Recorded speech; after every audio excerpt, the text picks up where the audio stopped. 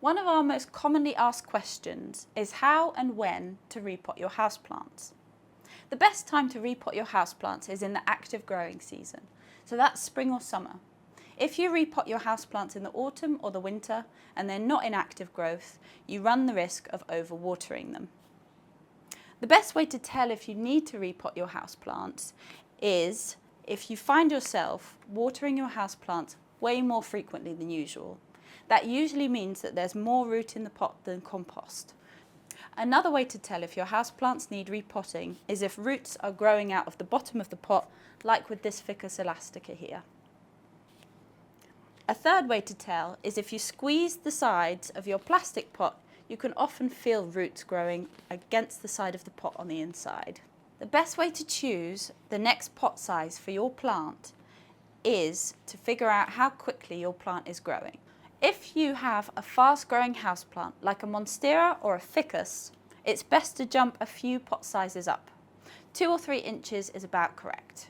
If you have a slow-growing houseplant, you only want to do 1 or 2 inches bigger.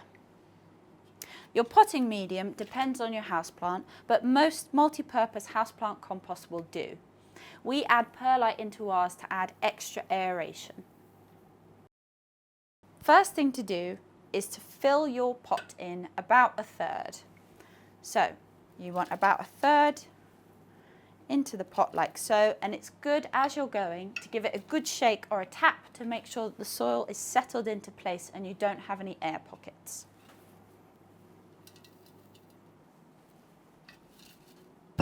Once you've got your first layer of soil into the pot, you can ease your plant out of its existing pot.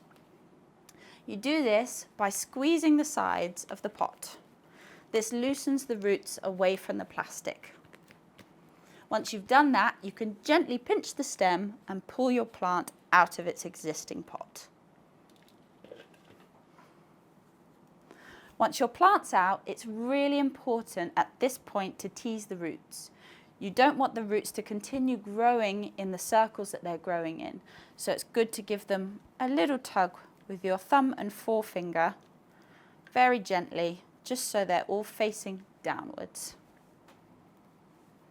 You can take some soil off the top as well, just so you've got a bit of a neater root ball and you know what you're working with.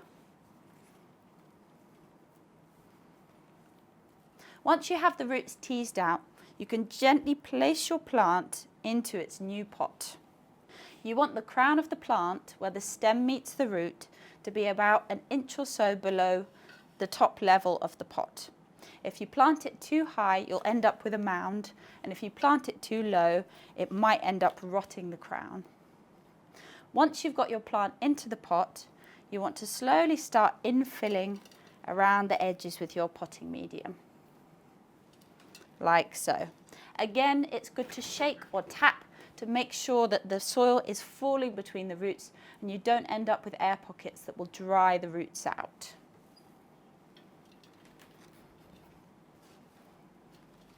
You can also use your fingers to firm in, but you don't want to firm in too hard, so you end up pushing all the air that you've introduced back out of your potting medium.